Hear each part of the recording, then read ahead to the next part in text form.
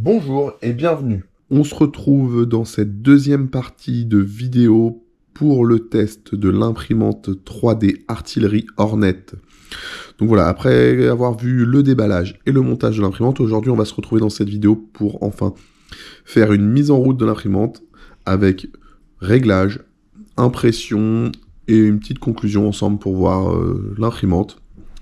Donc on regarde ça dès maintenant ensemble.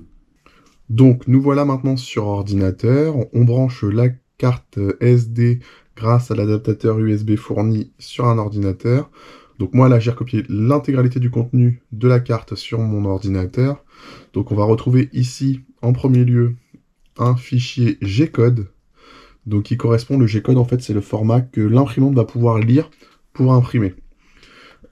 Ici un fichier STL, c'est un fichier de création 3D, donc là c'est vraiment un fichier 3D qu'on sort d'un logiciel de modélisation. Donc en fait, il y a nous, ce qu'on va chercher là, c'est à transformer ce fichier 3D en fichier G-code lisible par l'imprimante grâce à ce qu'on appelle un slicer. Donc dans notre cas, ça va être Cura. Cura qui est fourni, alors ils fournissent un exécutable sur la clé USB, donc moi je ne l'ai pas utilisé pour deux raisons. Déjà c'est une vieille version, là on est en 5, actuellement on est en 5 et quelque chose. Et ensuite c'est un exécutable Windows. Moi je suis sur Mac, donc il est téléchargeable gratuitement sur le site de Cura. Voilà, je l'ai téléchargé, je l'ai installé. Ici, on va retrouver la notice d'utilisation fournie, mais en PDF, donc c'est la même que celle dans le carton, c'est juste qu'ils l'ont remis en PDF, c'est pas mal. Et ici, on va retrouver les différentes informations pour Cura, donc les différents profils, et aussi le G-code de débarrage et le G-code d'arrêt. Donc on va regarder ça ensemble. Déjà, une fois installé Cura, on le lance, on arrive ici. Donc Welcome to Ultimaker Cura. Hop, on va aller ici, accepter. Next, next. On passe la création de compte. Et là, on va add a non-network. Et on va chercher custom FFM printing. Et là, on va mettre le nom de l'imprimante. Hop, Hornet, next. Alors, ici, on va devoir mettre toutes nos informations. Donc, les informations sont fournies dans la notice. Je vais les remettre ici. Donc, le plateau, il fait 220 par 220. L'axe Z, il fait 250. Le plateau est rectangulaire. Ici, on va mettre qu'on a un plateau chauffant. On va mettre que c'est du Marlin. Moins 20, moins 10, 10, 10, 250. On n'a qu'une seule tête chauffante, qu'un seul extrudeur. Ici, on a le G-code. Donc, on va copier-coller le G-code, les fichiers fournis. Hop, on va retourner ici. On va prendre le G-code de démarrage. Hop.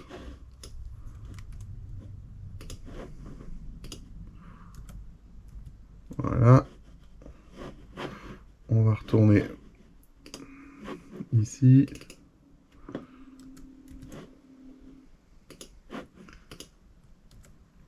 Voilà. Next.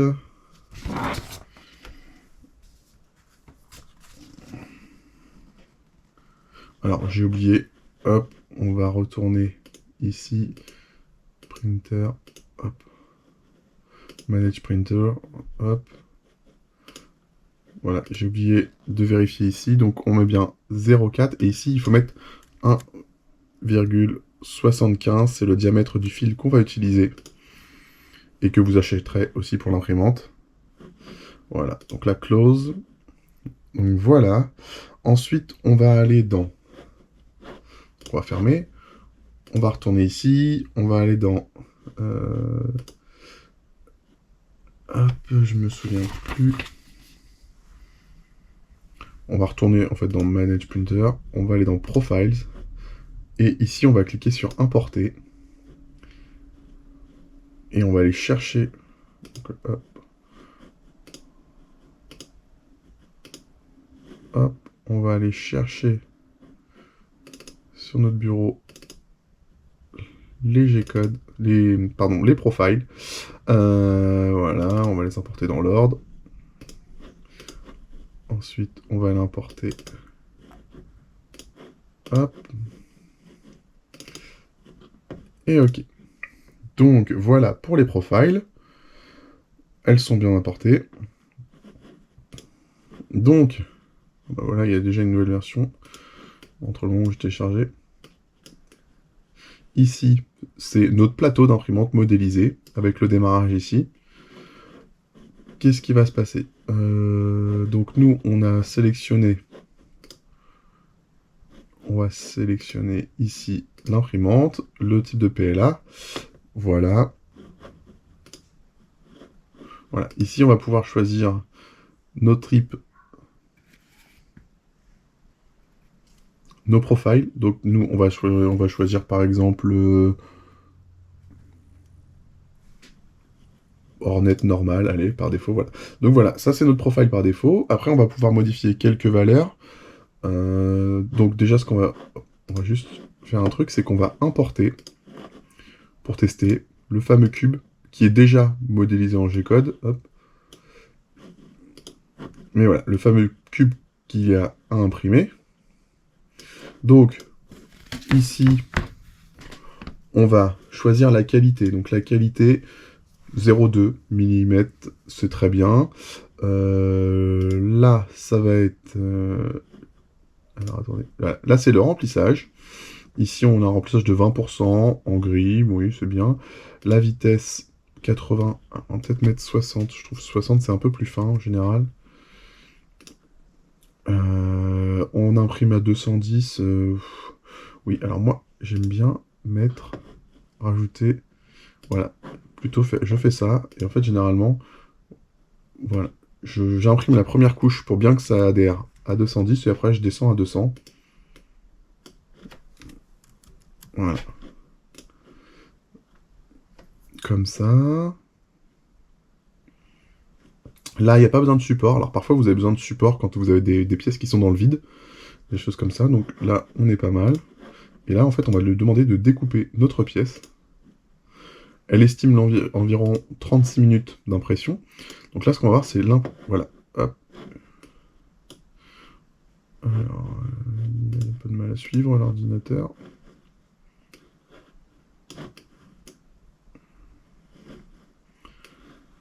On voit pas, mais normalement, on devrait pouvoir voir. En fait, on devrait... quand on clique sur Preview, en fait, il devrait nous montrer comment il va imprimer, couche par couche. Alors là, je suis sur un vieux coucou. Il a peut-être un peu de mal à afficher.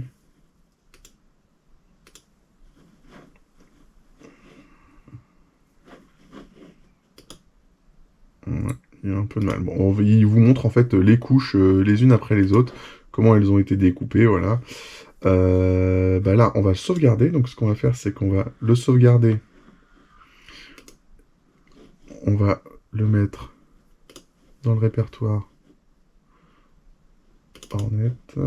Hop. Et on va l'appeler, voilà, ici. Donc voilà, on va retrouver en fait, ça c'est le G-code qui a été fourni par Artillery, et ça c'est le G-code qu'on vient de générer. Donc il y a des petites différences, vous voyez, ils font pas la même taille, donc du coup on va tester les deux en impression.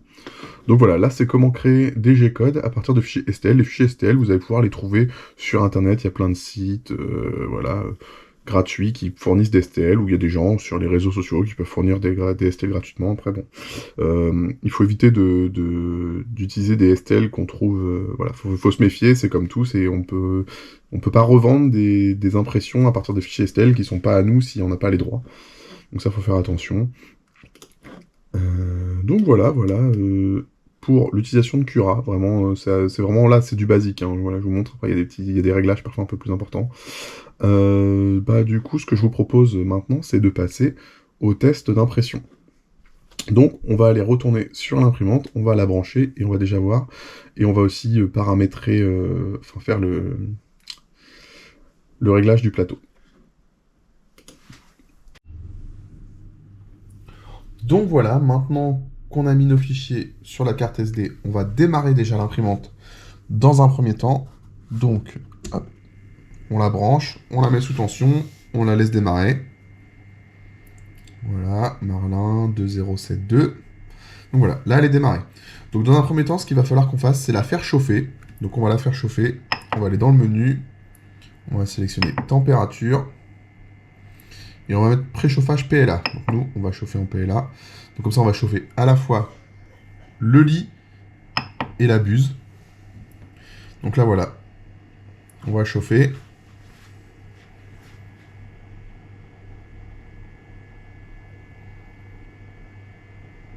On attend. En attendant, on va lui faire aussi un petit auto-home, histoire qu'elle se calibre et qu'elle sache où elle est.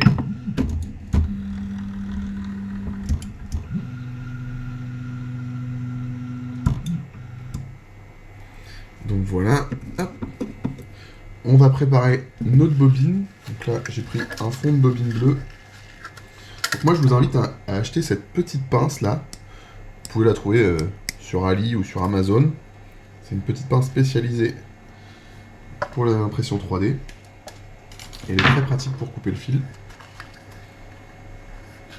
Et on va placer notre bobine ici. Et alors, ce sera ici qu'on va mettre le fil. Pour l'instant, on le positionne.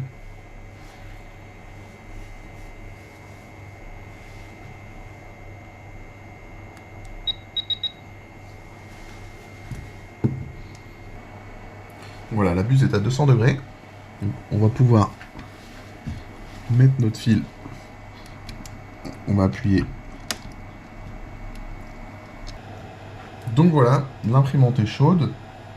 Donc déjà, ce qu'on va faire, c'est qu'on va monter un peu le chameau.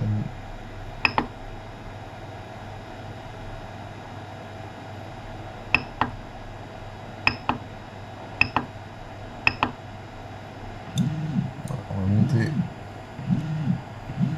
histoire de... Ok. Et maintenant, on va sortir un peu le fil, maintenant que j'ai enfoncé. Voilà, on va le faire... En fait, on va le faire aller jusqu'à la buse, là, parce que là, je l'ai enfoncé qu'au début à la main.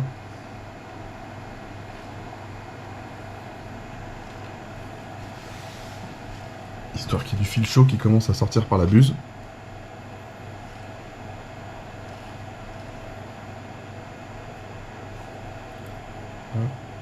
Encore.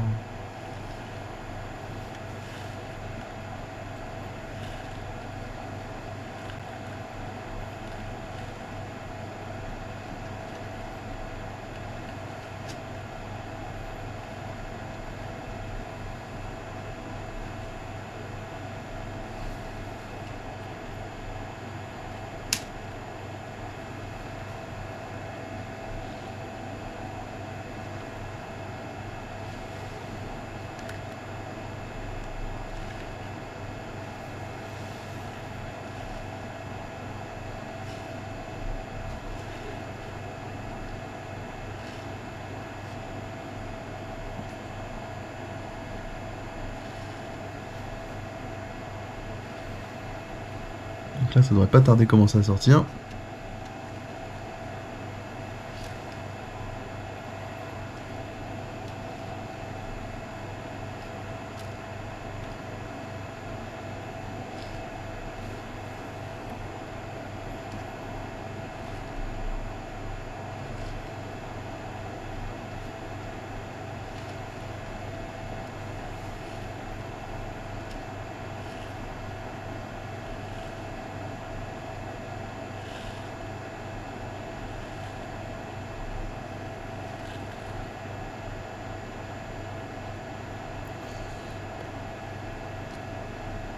En fait, je suis en train de penser que je l'ai fait sortir que de 5 cm.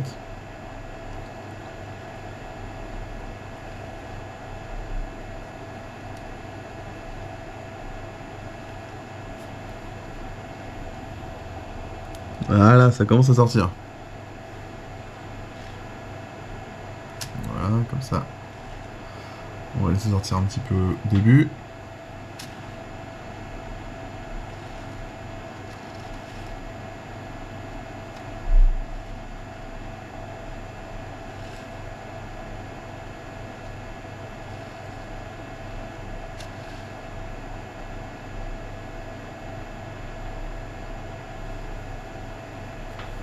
Donc, maintenant, ce qui va se passer, c'est qu'on va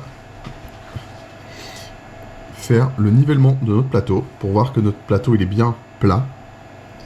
Donc déjà, hop, ça, on va virer le bout de plastique qui a coulé. On va refaire un automne.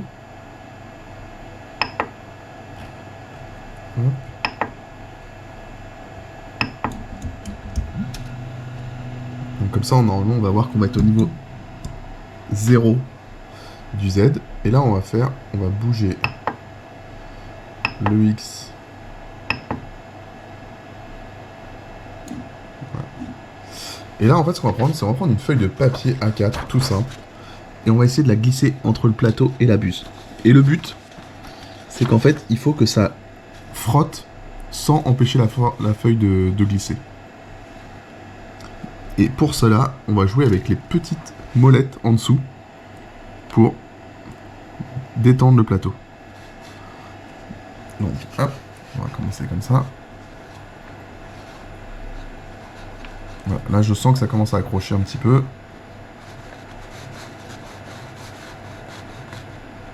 Hop. Ce qu'on va faire, on va bouger le Y.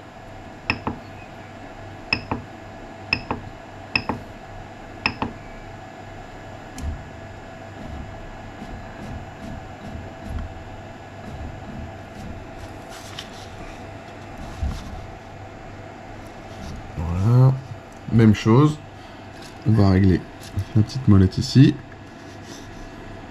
On va détendre un petit peu.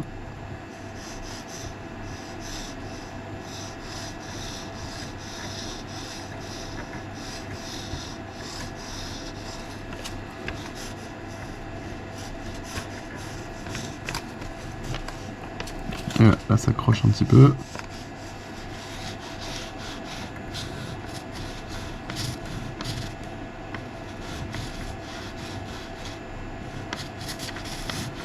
Voilà, donc là c'est pas mal. On va retourner sur le Y, le X.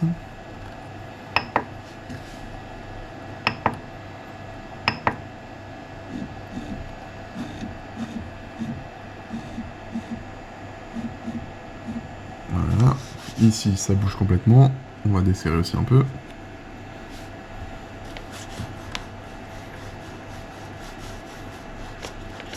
En fait, en desserrant, on va remonter un peu le plateau pour qu'il aille vraiment effleurer la buse. C'est ça le but. Donc là, on est pas mal. Hop. On va retourner en Y.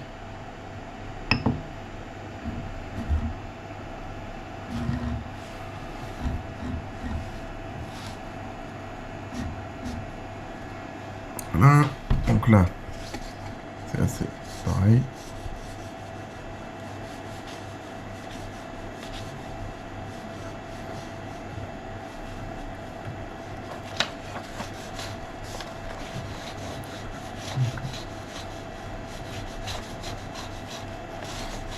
Donc là, vous dites, ok, on a fait les 4 points cardinaux de notre plateau, les 4 coins, mais c'est pas fini en fait, parce que du coup, comme le plateau, il est un peu comme ça, en fait, à force de jouer un peu, bah, en fait, ça va bouger un peu les autres. Donc on va refaire un tour pour vérifier.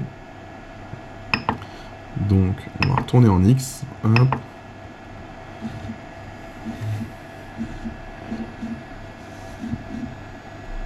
Voilà, encore un petit peu. Voilà. Et voilà, en fait, vous voyez que là, du coup, c'est complètement lâche. Donc, en fait, il faut encore redesserrer un peu aussi ici. Mais pas trop. Voilà, ça va vite venir. Ok. On va retourner en Y.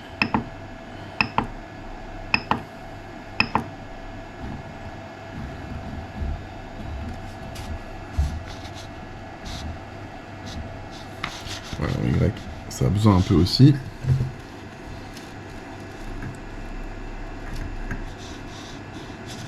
Mais pas beaucoup, hein, pas tant que ça. Hop.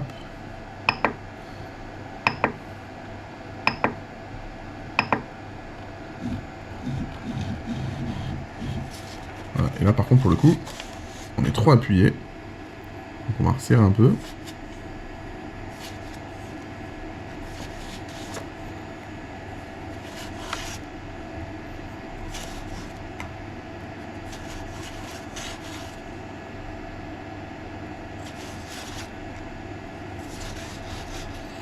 Voilà. On refait Y.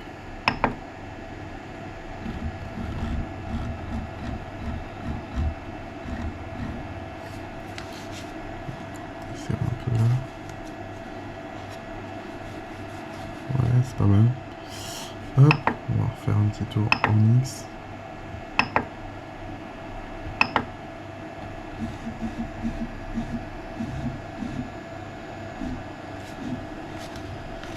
Et là, on va resserrer un petit peu.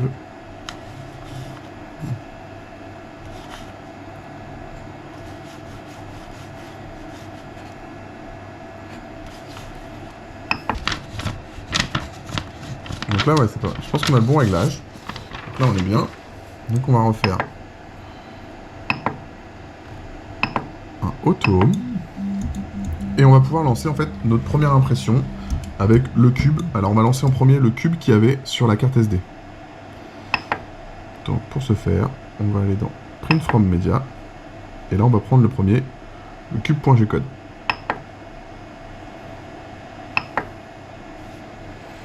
Et voilà, donc l'imprimante est déjà plus chaude, donc normalement.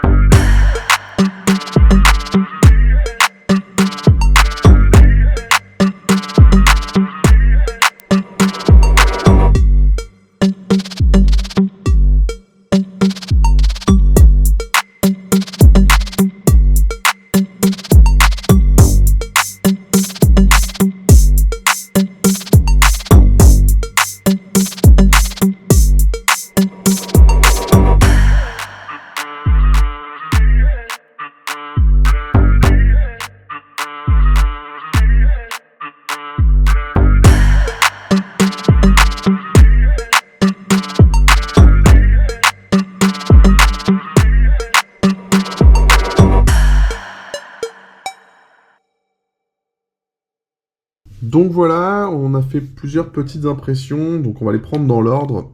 Donc ça, ici on va retrouver le cube qui était présent directement sur la carte SD. Donc voilà, ça c'est le premier cube, et ça c'est le deuxième cube qu'on a récupéré du STL sur la carte SD et qu'on a slicé avec Cura nous-mêmes. Aucune différence, hein. Vraiment les paramètres ont dû être les mêmes, la qualité est la même. Franchement, pour une première impression comme ça, juste après avoir démarré l'imprimante, déjà c'est très propre. Franchement, il y a des petits défauts, mais c'est très léger. Et je trouve que pour vraiment le fait de, voilà, on démarre l'imprimante, on lance une impression, et là, première impression, bam, d'avoir quelque chose aussi propre que ça, c'est vraiment top.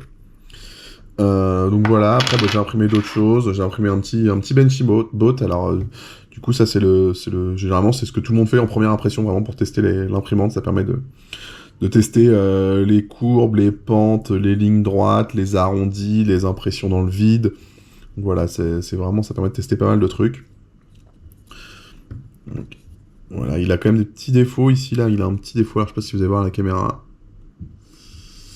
Voilà, mais c'est vraiment très léger, c'est vraiment très propre, hein, franchement. Voilà, ici j'ai fait un petit support pour un bit de parking pour mettre dans ma voiture, donc voilà. Et ici un petit logo, voilà, un petit logo qu'on a modélisé nous-mêmes et qu'on a imprimé. Donc voilà, ça partira direct chez Xiaomi France, on va leur envoyer, ils seront contents. Et voilà, là, c'est assez propre, hein. Donc voilà, conclusion, franchement, pour cette imprimante, c'est vraiment top. Au niveau des soucis, alors bon, moi j'ai eu un tout petit souci sur la première imprimante que j'ai reçue. En fait, j'avais le bouton, l'imprimante quand je la démarrais, elle bipait en continu. Elle faisait bip bip bip. Et en fait, c'est un souci qui est apparemment connu, où c'est un souci au niveau du bouton poussoir, vraiment, du composant, qui reste en position cliquée tout le temps. Donc, en fait, il rentre dans le menu, il sort dans le menu, il rentre dans le menu en continu. Donc du coup, le souci peut être résolu en dessoudant le bouton et en ressoudant un nouveau, ou alors directement, on peut trouver directement la pièce détachée de la carte écran plus bouton. Mais là, moi, dans mon cas, bon, bah, j'ai contacté mon vendeur qui m'a renvoyé une nouvelle imprimante. Donc voilà, ouais, c'est vraiment une bonne imprimante pour démarrer. Je la conseille vraiment. Moi, j'avais une Creality Ender 3. J'ai même commencé sur une Anet A6. Donc c'est pas mal aussi parce que l'Anet, vraiment, on la monte de A à Z. Même si après, au niveau qualité et tout ça, c'est vraiment pas top. C'est pas du tout rigide comme celle-là. Mais voilà, si vous voulez débuter dans l'impression 3D, je trouve que cette imprimante est un très bon rapport qualité-prix. Elle fait le taf, franchement, ouais, j'ai rien à dire. Ce qui pourrait lui manquer à la limite, c'est un BL Touch, mais voilà, pour faire le nivellement automatique. Mais sinon, voilà, déjà, elle est bien vraiment pour débuter. Moi, voilà, ça sera mon mot de la fin, c'est une imprimante top pour débuter. Au niveau de la surface, on est sur ce qui se fait couramment sur cette gamme de prix, en 220 par 220. Donc voilà. Je suis très satisfait de cette imprimante, je vais la garder avec mon autre, parce que voilà, elle est vraiment bien. Et du coup, bah, j'espère que cette petite vidéo vous a plu. Ça change un petit peu de ce qu'on a l'habitude de voir sur la chaîne. Dites-nous en commentaire si vous voulez qu'on continue à tester des objets d'autres marques que Xiaomi, ou si au contraire vous voulez qu'on reste vraiment focalisé sur Xiaomi. Je vous dis à bientôt, en attendant prenez soin de vous, bye.